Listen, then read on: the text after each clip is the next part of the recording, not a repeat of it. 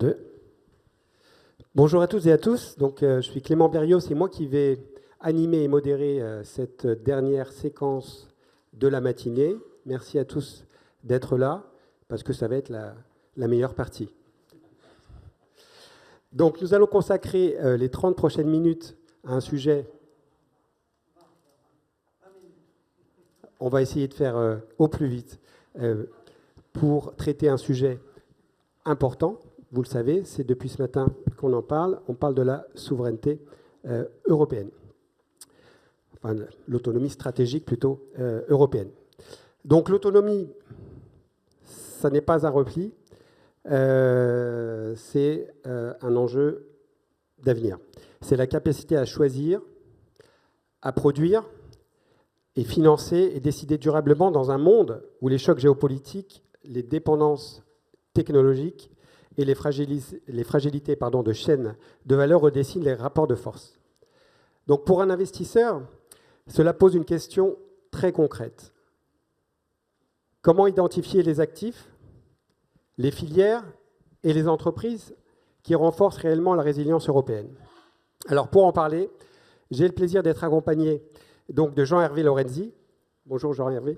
Bonjour. Fondateur du Cercle des économistes et président des rencontres économiques d'Aix-en-Provence. Et à côté de lui, Hervé Guèze. Bonjour Hervé.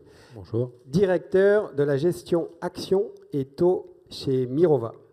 Donc ensemble, nous allons tenter de comprendre comment investir autrement pour renforcer la capacité d'action de l'Europe. Alors, avant de parler d'investissement, j'aimerais qu'on pose le décor. Pourquoi l'autonomie stratégique est-elle devenue un enjeu économique majeur pour l'Europe et qu'est-ce qui a changé dans les 5 dernières années? Alors, je vais m'adresser à Hervé pour cette première question et Jean-Hervé pourra bien évidemment apporter sa contribution. Hervé et Jean-Hervé, c'est ça? Oui, exactement. Okay. Donc, c'est moi d'abord. Non, le thème de deux choses. D'abord, pour un acteur comme Mirova, acteur fondateur sur l'investissement responsable, l'autonomie stratégique, ce n'est pas juste un thème d'investissement comme un autre. C'est l'autonomie stratégique, c'est pour en faire quoi? C'est là où elle est intéressante dans le cadre européen, c'est qu'elle vise à défendre une certaine idée de ce qu'est l'état de droit, l'économie, etc. Donc l'autonomie stratégique, oui, parce qu'elle est au service d'un objectif important. Ensuite, effectivement, au-delà d'être porteuse de sens, est-ce que c'est aussi une thèse d'investissement? Et effectivement, aujourd'hui, je pense qu'on a une vision biaisée en tant que Français de ce sujet-là, parce que dans une optique française, l'autonomie stratégique, l'indépendance et un petit côté qu'on répète depuis De Gaulle, etc. Donc on a toujours eu l'impression... Chez les Allemands aussi. Hein. Ouais, mais le lien transatlantique était quand même très fort, difficile d'être remis en cause. Et ce qui a été nouveau, c'est qu'aujourd'hui, d'un point de vue européen, il me semble-t-il, c'est plus consensuel que ce lien transatlantique. Il ne va pas disparaître, hein, on est sur un pic de crise probablement, mais que ce lien transatlantique, d'une certaine façon, il va falloir aussi pouvoir s'en séparer. Et donc, il y a une thèse d'investissement. Je vous coupe juste Hervé pour laisser parler Jean-Hervé. Justement, qu'est-ce qui a changé pour vous depuis 5 ans? Alors, je vais être un peu un triste cire, parce que je dois dire que les mots autonomie, stratégie, investir autrement pour renforcer la résilience européenne me pose un petit problème intellectuel. D'abord, je suis sûr que pendant toute la matinée, vous avez défini à la fois l'autonomie stratégique et l'indépendance, enfin, tout ce qu'on peut, la souveraineté. Je trouve que les mots ont leur importance. Vous vous souvenez qu'il y a des mots valises, souveraineté maintenant. Si vous ne dites pas que vous investissez dans la souveraineté, c'est franchement, on ne vous serre pas la main. On l'a fait beaucoup pour l'ESG.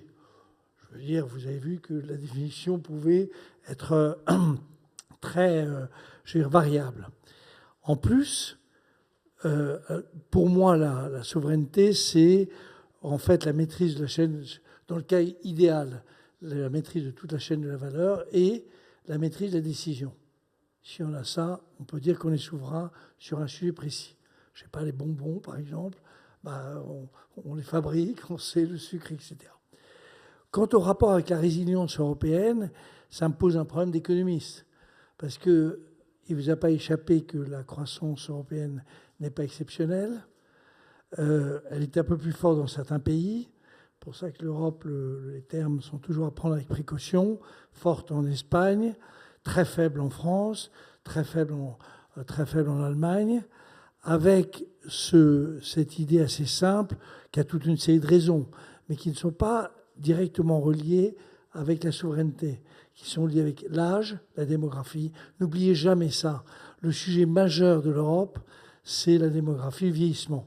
C'est vrai que les vieux, comme dont je fais partie, ont moins tendance à aller dans un garage, inventer des trucs formidables. En plus, ils sont très prudents sur leur épargne. Vous vous souvenez, il n'y a pas besoin d'un prix Nobel d'économie pour se dire qu'il y a une relation entre l'âge et la peur du risque.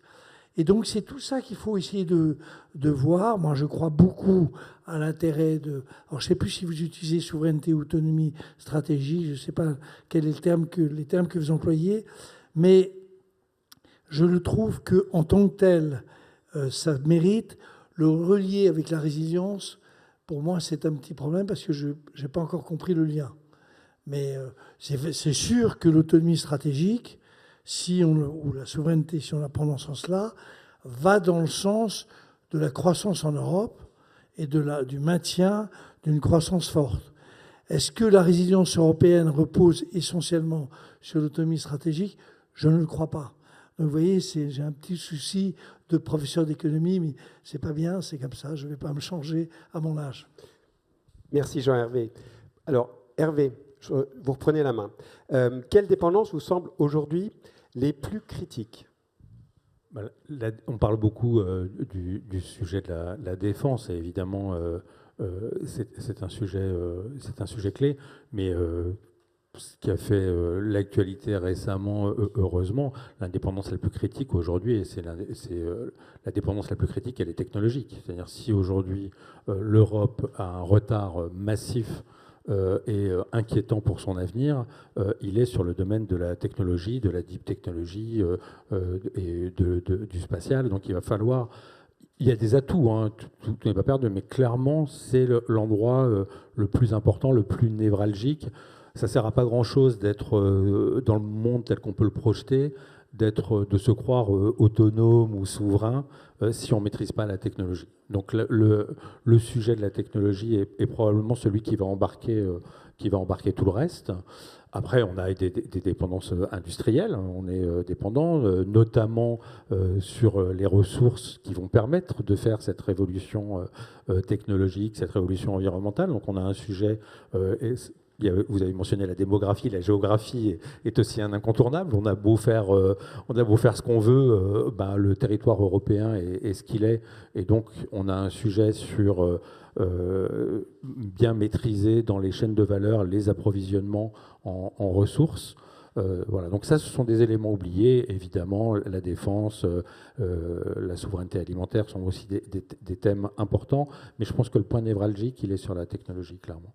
Oui, qu'on retrouve dans d'autres secteurs, bien sûr. Alors, vous évoquez tous les deux... Je reprends, je suis 1000 fois d'accord avec ce que dit Hervé. Maintenant, quand on a dit ça, vous vous souvenez, il y avait un rapport qui s'appelle rapport Draghi. Est-ce que vous avez vu le début du commencement de la mise en œuvre du rapport Draghi? Le diagnostic, on le partage tous. Évidemment qu'il faut qu'on arrive en étant intelligent, c'est-à-dire pas faire des trucs forcément à 27, mais prendre les pays qui sont les plus talentueux. Le pays le plus talentueux en technologie, en télécom, c'est...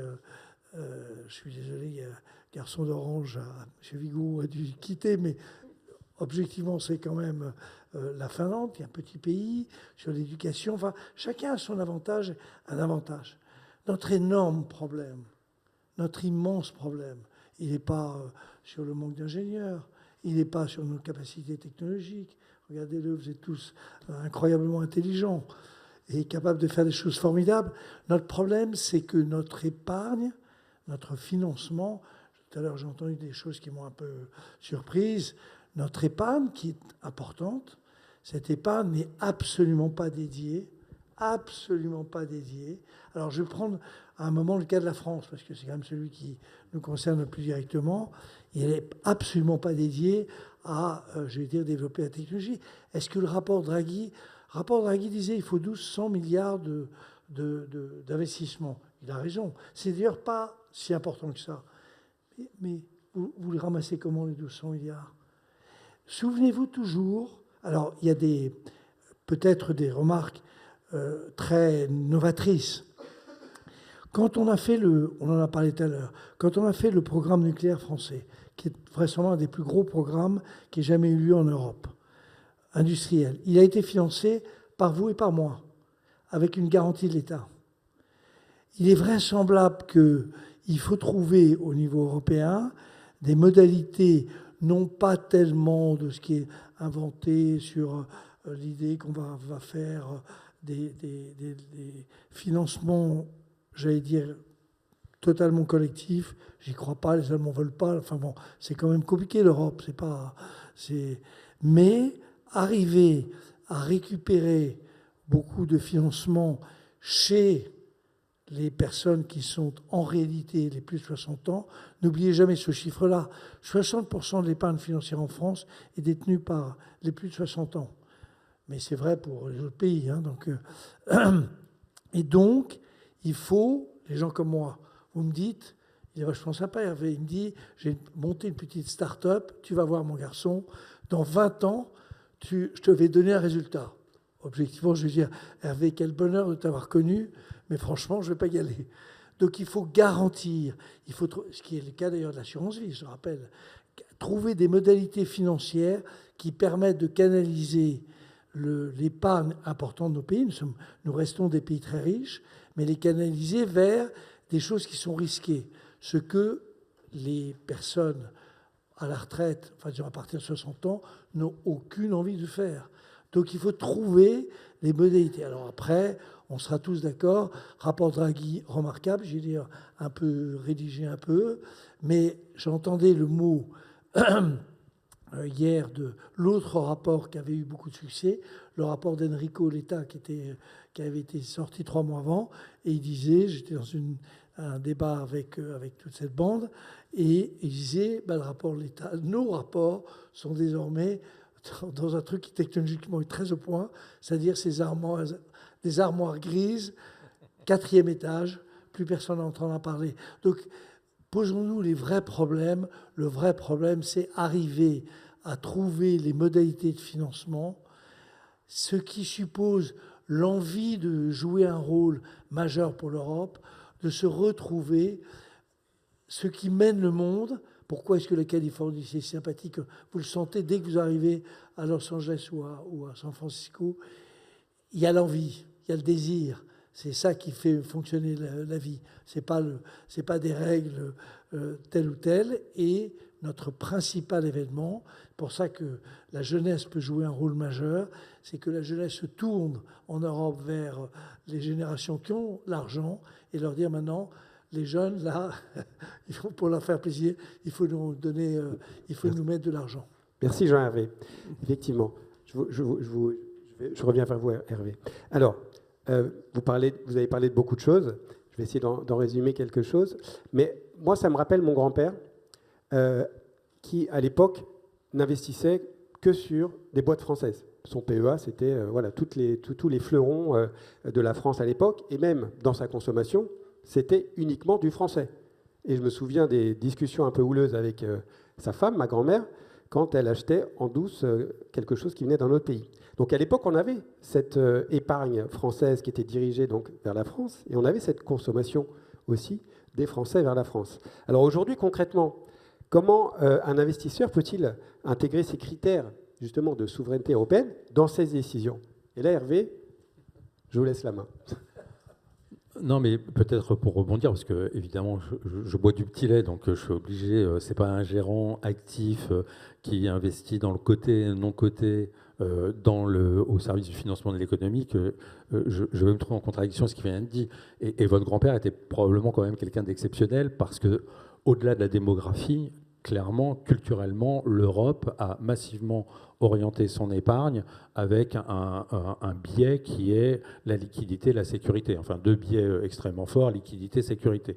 Donc quand on oriente et qu'on met des politiques publiques en place qui favorisent extrêmement l'épargne peu risquée et liquide, après, effectivement, on peut s'inquiéter du problème d'investissement et de financement. Et donc, appel, puisque j'ai vu, et on salue l'initiative de Bercy qui a lancé son initiative TB3 pour la souveraineté, et il faudrait aussi qu'elle prenne le sujet, pas simplement par quelques bonnes initiatives qui vont aider au financement, mais qu'elle réfléchisse plus structurellement à son système d'épargne très orienté liquidité, sécurité.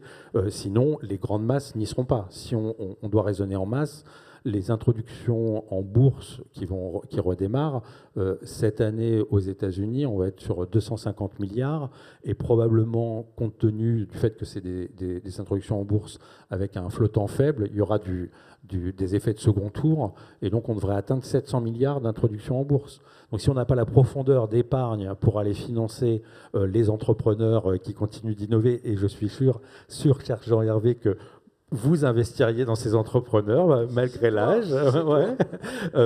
Si on n'a pas cette capacité de structure d'épargne, on rate un problème. Voilà. Alors dans cette salle, on n'a que des investisseurs de l'économie productive, mais voilà, globalement, c'est vrai qu'il faut qu'on ait en tête que l'épargne sur livret, l'assurance vie, etc., il y a quand même beaucoup d'épargne orientée vers liquidité, sécurité, et que c'est un problème structurel.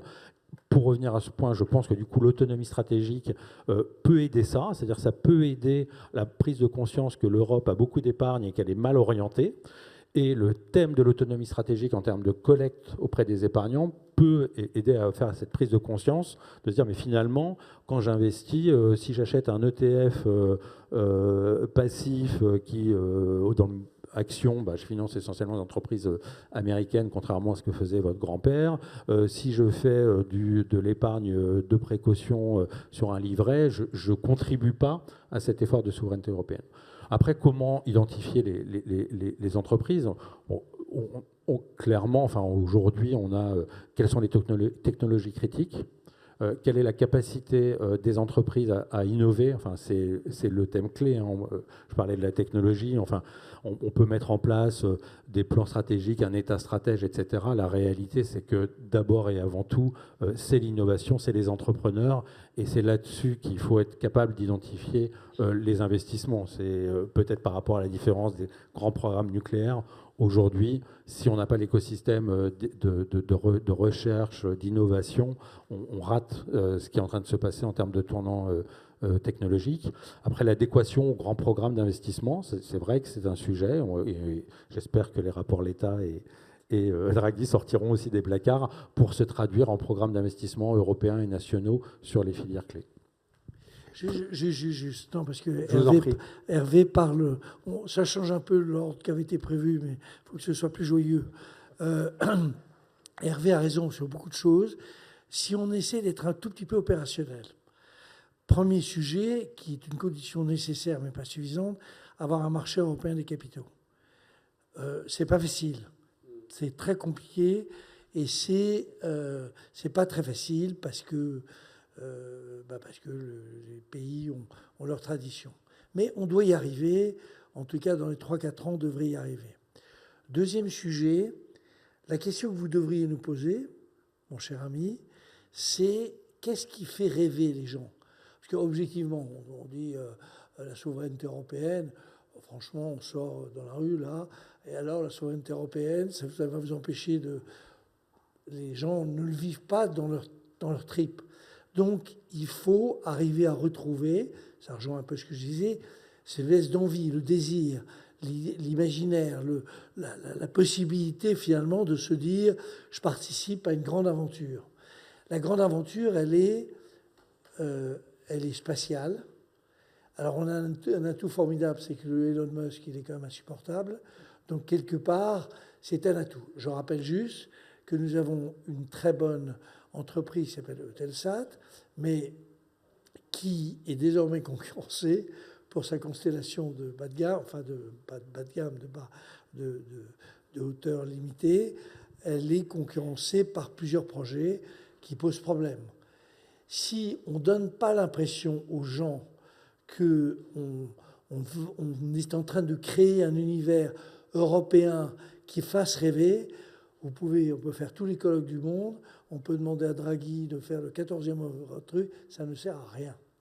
En revanche, si on dit par exemple, un truc qui me frappe, un certain nombre de pays, l'Inde, qui est en gros qui a à peu près le même PIB que la France. Donc c'est pas géant. Ils sont en train, en spatial, de faire des choses exceptionnelles. On annoncerait qu'on lance notre station européenne. On lancerait... on a fait beaucoup de bêtises en spatial. On n'a pas vu l'affaire Elon Musk se développer en temps et en heure. Mais on commencerait à réaccélérer dans ces domaines-là. Deuxième sujet, on ne prendrait pas tous les sujets, mais on prendrait par exemple le quantique. Le quantique, on est très fort. Pardon de parler de la France, mais il se trouve qu'on est très fort dans ce domaine-là. Il y a plein de gens, c'est sûr, parce qu'on est, pas moi, mais vous êtes très fort en maths, et donc ça donne... Donc on prendrait dans chacun des pays des choses qui font rêver les autres. Moi, le modèle de formation finlandais, il me fait rêver. Je peux donner des exemples dans tous les domaines. La Suède a été foutue capable de faire dans la défense des choses absolument formidables, y compris dans l'aéronautique, etc., etc. C'est-à-dire qu'on bâtit un discours du rêve. C'est la seule manière dont on fera. Sinon, je serais ravi. Je suis un homme tombé amoureux de Mirova, mais c'est pas. On peut se retrouver tous les ans jusqu'à mon décès, qui devra arriver un de ces jours, mais il ne se passera rien. Je veux dire rien, sauf ce que vous avez dit tout à l'heure. Désormais, on investit en Europe, etc. Mais on n'investit pas dans la technologie, on n'investit pas dans le risque, on investit dans ce qui va bien. Je rappelle, dernier aspect, qu'en comptabilité nationale, vous êtes tous des spécialistes de la comptabilité nationale, l'excédent commercial de biens et services, en fait, est équivalent à, j'allais dire, la capacité d'épargne. L'Europe a une épargne positive. L'Europe, enfin la zone euro, pardon. La zone euro, mais elle part où? Elle part aux États-Unis. Les Néerlandais et les Allemands, ils partent, et ils ont raison, parce que c'est plus rentable et c'est plus sûr. Donc il faut trouver des modalités de rêve, de sécurité et j'allais dire, vous avez évoqué tout à l'heure, de liquidité. Ça peut se faire à travers un marché de capitaux unique qui va faire que ça bouge. Mais sinon, je veux dire, on se retrouve dans un an, ça ne sera pas bougé d'un epsilon. Merci Jean-Hervé. On a des équipes marketing, je suis sûr que Réponse. Elles vont transformer en rêve l'autonomie stratégique. Bon, en tout cas, voilà, l'investisseur a un rôle à jouer, justement, et il faut lui donner envie. Alors, quels sont... Le mot-clé, c'est trouver les termes, les idées qui font rêver les gens, qui font rêver les jeunes. Si vous leur dites on va vous faire rêver parce qu'on va faire du tourisme, tout le monde est content pour faire du tourisme, ça marche bien, on est bien placé, mais d'autres pays en Europe aussi. Mais ça ne fait pas rêver, on ne se dit pas qu'on va maîtriser le XXIe siècle. Donc il faut faire rêver les gens en prenant non pas le truc européen bureaucratique, en prenant dans chacun des pays là où il est très bon, en faisant un marché unique des capitaux. Et là, vous verrez, on va réussir. On nous le souhaite à tous. Hervé, quels seraient les secteurs qui pourraient intéresser justement les investisseurs? On parlait des pays, et je suis d'accord avec vous, mais est-ce qu'on peut parler aussi de secteurs? On en a un peu parlé un peu plus tôt. Oui, alors on préfère raisonner en thématique qu'en secteur, parce qu'aujourd'hui, la réalité, c'est que les les chaînes de valeur sur chacun des thèmes sont dans différents secteurs. Et donc, ce qui est intéressant, c'est de raisonner pour un thème donné, quelle va être la chaîne de valeur. Donc, si on prend l'IA, IA et robotisation, on va raisonner, OK, si on veut construire et être autonome, indépendant sur l'IA, dans quoi faut-il investir aujourd'hui? Qu'est-ce qui nous manque? On a un champion européen qui est le fabricant des machines pour produire les semi-conducteurs, mais il nous manque beaucoup de choses. Aujourd'hui, des entreprises qui sont plutôt dans le non-coté, qui ont du gros potentiel. D'ailleurs, elles décrivent exactement ce que Jean-Hervé disait, c'est-à-dire aujourd'hui, le problème, c'est que quand elles sont en tour 3 sur le non-coté, souvent, il faut qu'elles aillent voir les fonds d'investissement américains pour se financer. Donc, on a quand même ce sujet de construire une capacité d'épargne européenne autour de ces thèmes. Voilà. Mais l'IA et la robotisation, c'est un thème évidemment clé.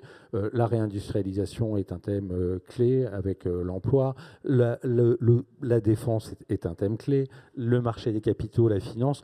Donc, je suis sûr qu'on saura traduire le concept autonomie stratégique en thèmes d'investissement européens qui vont construire l'avenir dont on a besoin pour rester indépendant avec un modèle. Encore une fois, je pense que parmi ce qui a été dit, c'est on fait de l'autonomie, mais pourquoi? Dans quelle logique? Quel est le sens à ça? Et donc, on doit aussi pas simplement parler de nos thèmes d'investissement au sens de secteur, mais dire en quoi l'Europe, elle a un modèle particulier qui vaut la peine de se battre pour. Regarde, et je termine là-dessus. On a une boîte incroyable néerlandaise, ASML, qui est leader mondial de la fabrication des machines de lithographie, qui, dans cette salle, tout le monde le sait, parce qu'on n'a que des génies, mais qui, en France, le sait, qui, en Allemagne, le sait. Alors, aux Pays-Bas, ils sont très bons. C'est ça qu'il faut arriver à faire. On est dans un débat qui est un débat idéologique, qui est un débat du rêve, qui est un débat des idées, qui est un débat de ce qui... et pas un débat, j'allais dire, bureaucratique et tel qu'on a un peu tendance à le faire. Et je veux vous dire, comme je suis obligé de vous quitter, je nomme Clément, je vous nomme ministre des Finances européens, et je nomme Jérôme, Hervé, je nomme Hervé, ministre de la Défense européenne. Chiche. Merci, Monsieur le Président.